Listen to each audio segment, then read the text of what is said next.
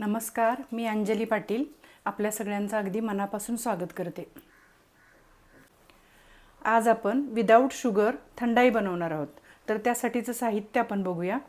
हे अर्धी वाटी बदाम घेतलेले आहेत, पाव वाटी बेदाणे घेतलेले आहेत, साधारण 4 टेबलस्पून होतील एवढे घेतलेले आहेत। हे 2 टेबलस्पून खसखस घेतलेले, 2 टेबलस्पून काजू घेतलेले आहेत, 2 टेबलस्पून बडीशेप घेतलेले, 2 टेबलस्पून मगज बी घेतलेले आहेत, 1 वाटी भरून खजूर घेतलेले, 2 चमचे पिस्ते घेतलेले आहेत, 2 चमचे गुलाब पाकळ्या घेतलेल्या आहेत वाळवलेल्या, 1 चमचा मिरे घेतलेले आहेत, 1 टेबलस्पून, तसंच 1 इंच दालचिनीचा तुकडा घेतलाय।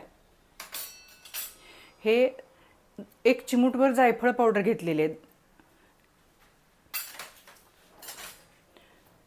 आणि 20-25 केशरच्या काड्या घेतलेल्या आहेत। आता आपण कृती बघूया। पहिल्यांदा हे बदाम आहेत, हे वेगळ्या बाउलमध्ये भिजत घालायचे, कारण याची साल काढून घ्यायचे, ते आपल्याला वेगळे भिजवल्यामुळे सोपं जाईल थोडं।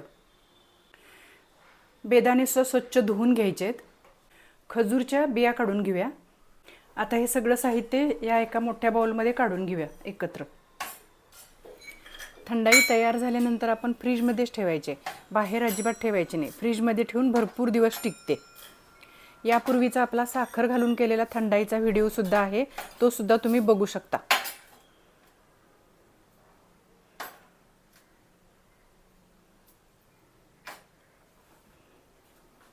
आणि बी काढलेली खजूर सुद्धा त्याच्यामध्ये घालूया आणि हे मनुके। हे सगळं बुडेल एवढं पाणी आपल्याला घालायचं आहे त्याच्यात। साधारण 1-1.5-2 पेले पाणी लागेल। 1.5 पेला पाणी लागलं। आता हे आपल्याला कमीत कमी 6 तास भिजवायचं आहे। त्याच्यापेक्षा जास्त तुम्ही रात्रभर पण भिजत घालू शकता, पण कमीत कमी आपल्याला 6 तास तरी भिजवून ठेवायचं आहे। 6 तास झाल्यानंतर आपण परत भेटूया। आता 6 तास झालेले आहेत।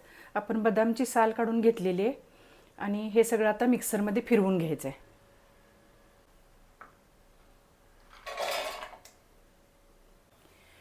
मिक्सरमध्ये फिरवून झाल्यानंतर गॅसवर एक कढई ठेवलेली आहे आणि त्या कढईमध्येच ओतून घेतलं सगळं।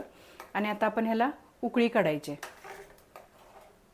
पाणी हे एवढी अशी कन्सिस्टन्सी होईपर्यंत पाणी मिक्सरमध्ये फिरवताना आपण पाणी घालून घालून फिरवायचं, कारण आपण साखर आणि गूळ घालून करतो तेव्हा साखरेचा पाक करतो अगोदर आणि मग हे वाटलेलं मिश्रण त्याच्यामध्ये मिक्स करतो, त्यामुळे त्याची कन्सिस्टन्सी या पद्धतीने अशी होते। तर आता आपल्याला आपण जे वाटलं ते सगळं घट्ट होतं, तर आपल्याला हे एवढं असं पाहिजे म्हणून वाटताना आपण पाणी घालायचं आणि लागलं तर वरूनचा एक्स्ट्रा पाणी घालायचं। गॅस मध्यम आचेवर ठेवलेला आहे। मिश्रण सतत हलवत राहायचं, नाहीतर खाली लागलं तर सगळ्या थंडाईला आपल्या करपट वास येईल। एकदा करपट वास आला कुठल्याही पदार्थाला, तो पदार्थ आपल्याला खायला म्हणजे बिघडला असंच आपण म्हणतो। त्यामुळे हे बारीक असं मधून हलवत राहायचं। ह्याच्यामध्ये प्रोटीन भरपूर प्रमाणात असतात, आपण हाय रिच प्रोटीन म्हणतो तसं हे पेय तयार होतं। ह्याच्यामध्ये ॲमिनो ॲसिड्स असतात, कॅल्शियम असतं, झिंक असतं, मॅग्नेशियम, ओमेगा 3, बी कॉम्प्लेक्स, ह्या सगळे विटॅमिन्स भरपूर प्रमाणात असतात भरभरून। त्यामुळे हे हेल्दी असं ड्रिंक तयार होतं। ह्याला गाळायचं नाही, ह्याच्यामधले फायबर्स आपल्यासाठी चांगले आहेत, त्यामुळं न गाळता असंच उकळी काढायची।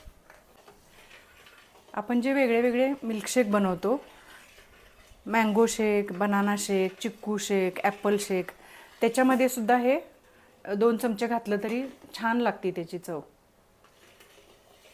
आता ह्याला छान उकळी आलेले, आपण गॅस बंद करूया।